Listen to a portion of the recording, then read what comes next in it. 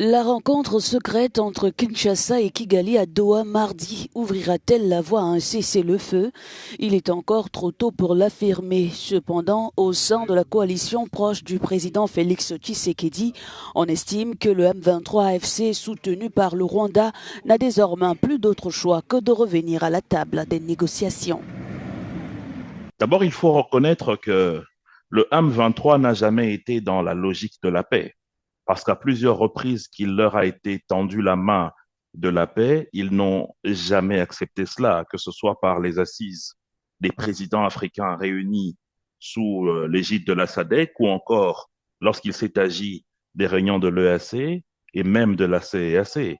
Mais aujourd'hui, ce cessez-le-feu leur est imposé, non seulement par les instances africaines, mais également et surtout par la résolution 2073 du Conseil de sécurité des Nations Unies. Et ajouter à cela également les sanctions qui leur tombent dessus, non seulement des États-Unis d'Amérique, mais aussi de l'Europe. Pourtant, c'est à Luanda que ces discussions devraient idéalement se tenir conformément au cadre de médiation établi par l'Union africaine et l'Angola. La posture de la République démocratique du Congo a toujours été d'abord de discuter avec le vrai metteur en scène parce que finalement, depuis pratiquement 30 ans, il s'est toujours caché derrière les différents visages des rébellions, des mouvements terroristes qui déstabilisent l'Est de notre pays. Rappelez-vous qu'en 96, c'était l'AFDEL, ensuite il y a eu le RCD Goma, puis le CNDP, puis le M23-1 et aujourd'hui le M23-2. Donc si nous ne mettons pas un terme avec les discussions directes avec le pouvoir de Kigali, nous allons nous attendre à un M23, 24 ou 25.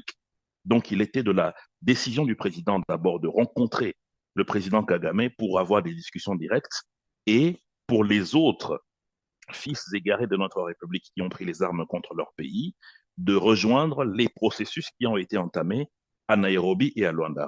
Jusqu'à présent, toutes les tentatives diplomatiques visant à mettre fin au conflit en République démocratique du Congo se sont soldées par des échecs. En décembre dernier, une rencontre entre les présidents Félix Tshisekedi et Paul Kagame était prévue à Luanda pour tenter de conclure un accord basé sur une feuille de route commune.